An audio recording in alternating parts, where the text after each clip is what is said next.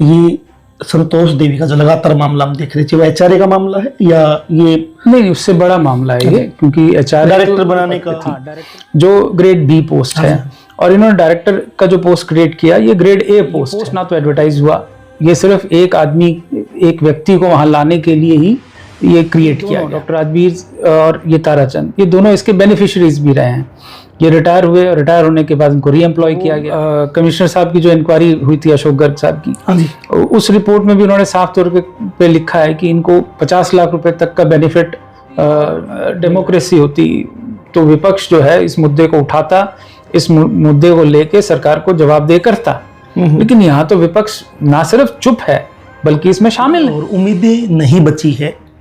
उम्मीदें किससे नहीं बची है? उम्मीदें मीडिया से नहीं बची है, उम्मीदें सरकार से तो थी नहीं, विपक्ष से भी नहीं बची है। क्यों? क्योंकि दोस्तों, जनमंच पर एक बार फिर से आपका स्वागत है। एक बार हमारे फिर से विशेष मेहमान डॉक्टर अनिल पानीकर है। लगातार शिक्षा के मसलों पे एक संघर्ष ये करते रहे हैं। हरियाणा एग्रीकल्चर यूनिवर्सिटी जो लगातार विवादों में रही है, विवाद इसलिए है क्योंकि वहां पे भ्रष्टाचार के मुद्दे आते हैं, वहां पे अपने लोगों को फायदा पहुंचाने के मसले आते हैं।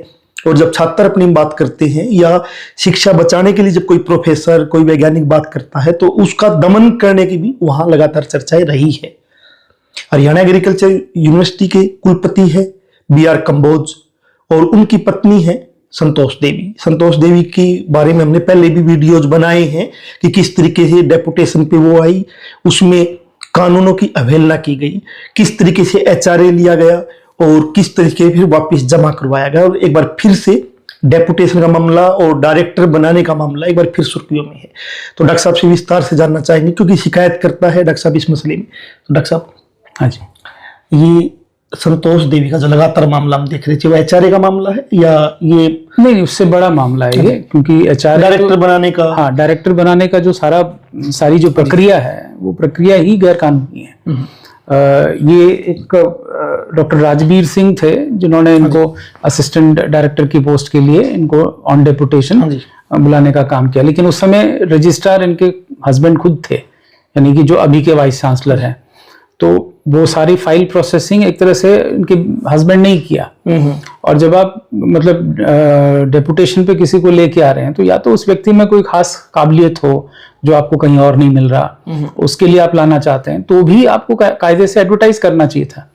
तो ये पोस्ट ना तो एडवर्टाइज हुआ, ये सिर्फ एक आदमी, एक व्यक्ति को वहां लाने के लिए ही ये क्रिएट किया गया। और फिर यहाँ आने के बाद में जो है, ये एक ताराचंद जी हैं जो रजिस्ट्रार ऑफिस में थे, उन्होंने ये असिस्टेंट डायरेक्टर वाला पद जो है, इसको डायरेक्टर पद में कन्वर्ट करने का काम उन्होंने किया। और ये दोनों, डॉक्टर राजवीर और ये ताराचंद, ये दोनों इसके बेनिफिशियरीज भी रहे हैं। ये रिटायर हुए, रिटायर होने के बाद उनको रीएम्प्लॉय किया गया। और ताराचंद के केस में तो ये है कि उनकी डिग्री फर्जी वाला केस अलग से चल ही रहा है। तो जब वो अलग से चल रहा है, तो ऐसे व्यक्ति को आप दोबारा रीएम्प्लॉय करके आप यही साबित कर रहे हैं कि ये वो लोग हैं जिन्होंने इस साजिश में एक अहम रोल प्ले किया है। और ऊपर से बात यहीं रुक जाती तो भी नहीं, अब आप क्लेम कर रहे हैं कि आपको यूनिवर्सिटी के साथ ही अब्जॉर्ब कर लिया जाए, कि आप उसका यूनिवर्सिटी का हिस्सा बन जाए। नहीं, ये तो लेटर जारी कर चुके हैं ना कि अब्जॉर्ब कर चुके हैं, तो समस्या कहाँ खड़ी? समस्या इस तरह से कि अब वो कह रहे हैं कि वो जो जीपीएफ वगैरह का फंडिंग है, वो यूनिवर्सिटी वाले जीपीएफ फंडिंग में ट्रांसफर किया जाए। सो ऑडिट ने इसमें साफ स्टैंड लिया है, साफ ऑब्जेक्शन है कि ये पॉसिबल नहीं है, क्योंकि कोई भी जो एम्प्लॉय है वो इस तरह से किसी और यहाँ जाके डेपुटेशन में अब्जॉर्व नहीं होता है। ठीक है, तो पहली बात, अपॉइंटमेंट इलीगल, कि ना एडवर्टाइज किया ना कुछ किया, हस्बैंड साहब ने प्रोसेस करवाया। बाद में जब डायरेक्टर लगने की बारी आई, तब भी उस कमेटी को हेड जो कर रहे थे वाइस चांसलर खुद थे, ना उन्होंने बताया ना उन्होंने शेयर किया कि मेरी वाइफ है, मेरे को इससे अलग खड़े होना चाहिए, क्योंकि इस प्रोसेस को अनबायस्ड होना चाहिए। खैर, जब एडवर्टाइज ही नहीं किया तो प्रोसेस तो पहले से ही कॉम्प्रोमाइज था। और उसके बाद इन्होंने गलत तरीकों से इनको एब्जॉर्व करने के लिए जो जोर लगा रहे हैं कि एक तो मतलब इतना आपने गलत किया, अब कम से कम यहां तो रुक जाओ, नहीं, ये और बेनिफिट चाहते हैं। तो वो कमिश्नर साहब की जो इंक्वायरी हुई थी अशोक गर्ग साहब की, उस रिपोर्ट में भी उन्होंने साफ तौर पे लिखा है कि इनको 50 लाख रुपए तक का बेनिफिट मिल रहा है। तो एक व्यक्ति अपनी वाइफ को कितना बेनिफिट देगा? और संस्था कहाँ है, इंस्टीट्यूशन कहाँ है, इसमें रूल ऑफ लॉ कहाँ है? तो क्या यही रूल बाकी लोगों के लिए भी एप्लीकेबल है? कितने लोग हैं जो इनसे ज्यादा टैलेंटेड और सही होंगे, उनको क्या ऑब्जर्व किया? सबसे बड़ी बात यह है कि ये प्रिंसिपल के पद पे थी, जो ग्रेड बी पोस्ट है, और इन्होंने डायरेक्टर का जो पोस्ट क्रिएट किया ये ग्रेड ए पोस्ट है। तो ग्रेड बी के पोस्ट से किसी को उठा के बिना एडवर्टाइजमेंट के, बिना किसी और व्यक्ति को इन्फॉर्म किए आप ग्रेड ए में अपॉइंट कर रहे हैं, एक्स्ट्रा बेनिफिट्स दे रहे हैं, तो ये तो खुली लूट है। इसको और क्या कह सकते हैं? तो ये इसको फिर मतलब ना सरकार की निगाह में नहीं है कहीं, या विपक्ष यहाँ पे? नहीं, सरकार के निगाह में की क्या बात है? सरकार इसमें शामिल होगी तभी ये होगा। बिना मतलब सरकार शामिल है? सरकार शामिल है इसमें। शिकायतें कितनी मैं कर चुका हूं। और ये जो ऑब्जर्व करने का प्रक्रिया इन्होंने शुरू किया था, मैंने अक्टूबर में ऑब्जर्वेशन वाला जो प्रोसेस शुरू होने से पहले सरकार को मेल लिखा था। उसमें लिखा था कि इसको ऑब्जर्व ना किया जाए क्योंकि मैटर सब जुडिश है, कि केस चल रहा है। आप कैसे केस चलते टाइम आप इसको कर रहे हैं? जब या तो हाईकोर्ट का फैसला आने दीजिए। तो कहाँ रुके ये लोग? इन्होंने ऑब्जर्व किया। तो मान लो आपने शिकायत की तो आपको क्या जवाब दिया गया? या कोई जवाब नहीं देते? कोई जवाब नहीं, कोई जवाब नहीं। इनकी वो कमेटी थी, उसमें भी शिकायत भेजा था, वो लोग आके घूम फिर के खा पी के चले गए। मतलब उसमें तो विपक्ष भी शामिल था, जो कमेटी आई थी, मुझे याद है। वही तो दुख की बात है। विपक्ष ने अपना रोल कहां से पूरा किया? वो भी तो उसमें शामिल थे, वो लोग भी तो वाइस चांसलर साहब उनको घुमा रहे थे।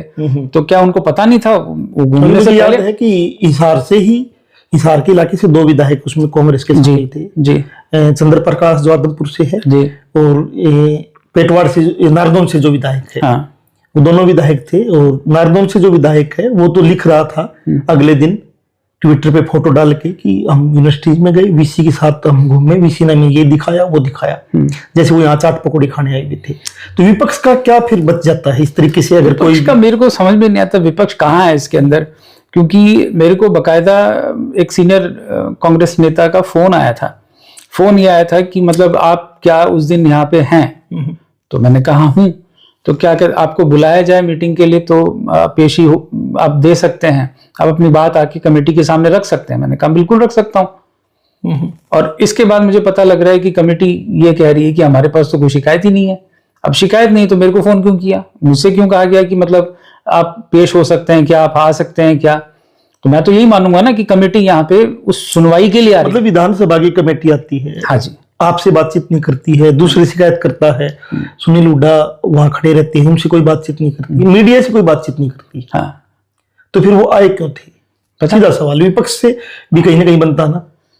मुझे नहीं समझ में आता है कि आप आए क्यों थे, आपका पर्पस क्या था? अगर आपका यूनिवर्सिटी घूमने का पर्पस था तो आप कमेटी के रूप में आने की जरूरत कहाँ थी? हाँ, ये रोजाना ही घूम सकते हो, आप कभी भी आ सकते हैं, कभी भी घूम सकते हैं। और उसके लिए आपको वाइस चांसलर एस्कॉर्ट करे, इसकी जरूरत कहाँ थी?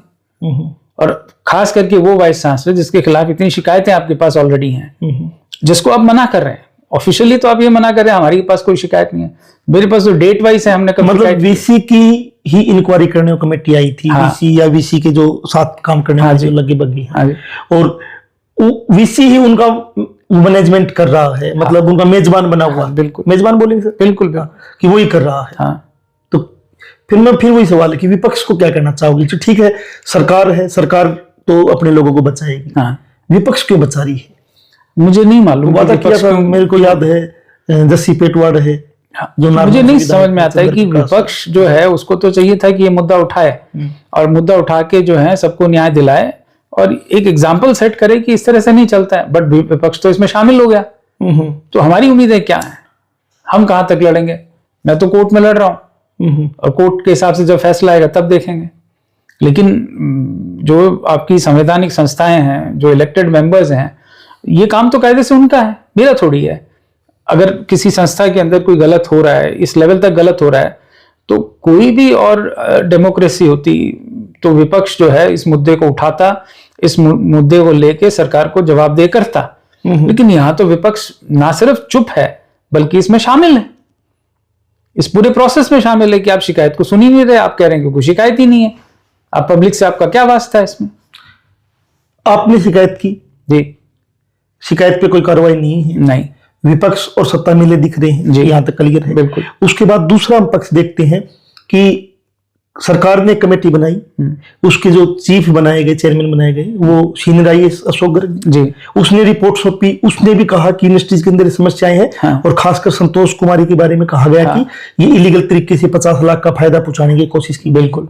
अब शिक्षा विभाग ने भी अपने डॉक्यूमेंट्स में मान लिया गया है। उन्होंने भी लिख दिया, उन्होंने भी लिखा है कि गलत है, और ऐसे हम तो फिर उम्मीदें कहां बची है, जब एक तरफ तो सरकार के ही संस्था जो है, सरकार की संस्था है, वो लिख रही है, सरकार ने जांच कमेटी बनाई, वो रिपोर्ट सौंप रही है, और दूसरी तरफ फायदा भी पहुंचाया जा रहा। तो देखिए, उम्मीद तो ये है कि अगर मीडिया अपना काम करे, कम से कम मीडिया तो काम करे, मीडिया तो सवाल करे, मीडिया अपोजिशन से भी सवाल करे, सरकार से भी सवाल करे, और ये डॉक्यूमेंट्स के बेसिस पे जब इनके सभी जो बाकी संस्थाएं हैं वो साफ तौर पे कह रही हैं कि गलत हुआ है, तो फिर सरकार क्यों नहीं मानती और क्यों नहीं कार्रवाई करती? क्योंकि मुझे नहीं लगता है कि मीडिया ने इसको वो जगह दी जो उसको इस इशू को देना चाहिए। किसी व्यक्ति विशेष की बात नहीं है, मुझे कोई इससे कोई लेना देना नहीं कि आप मेरी तरफ से लिखिए, बट कम से कम इश्यूज को लिखिए। हम तो डॉक्यूमेंट दे रहे हैं आपको, सब कुछ ब्लैक एंड व्हाइट में है, लिखित में है, कोई ऐसी चीज नहीं है कि मैं अपनी मनगढ़ंत चीज बोल रहा हूं। नहीं, साफ तौर पे है कि ये लेडी, इसका अपॉइंटमेंट इलीगल है, ये पोस्ट एडवर्टाइज नहीं हुआ था, असिस्टेंट डायरेक्टर की पोस्ट क्रिएट की गई थी, फिर जिसने क्रिएट किया डॉक्टर राजवीर, वो बाद में रिटायर होता है, उसको ये दोबारा रीएम्प्लॉय करते हैं और भी इसको फायदा देते हैं। ताराचंद जो था जिसने इसका असिस्टेंट डायरेक्टर की पोस्ट का नाम बदल के डायरेक्टर किया, वो रिटायर होता है, उसके ऊपर फर्जी डिग्री का आरोप है, वो इन्वेस्टिगेशन अलग चल रहा है, फिर भी उसको रीएम्प्लॉय किया जाता है। तो आपको और क्या प्रूफ चाहिए इसमें, और क्या साबित करना चाहते हैं? अशोक गर्ग साहब हैं, वो कमिश्नर हैं, एक कमिश्नर रहे हैं, एक जाने माने व्यक्ति हैं, वो अपनी एक लंबी चौड़ी रिपोर्ट तैयार करते हैं, पूरा इन्वेस्टिगेट करते हैं, और उसमें साफ तौर पे लिखते हैं कि ये अपनी वाइफ को 50 लाख से ज्यादा का बेनिफिट दे रहा था। ठीक है, अब इसके बाद हम क्या करें बताइए?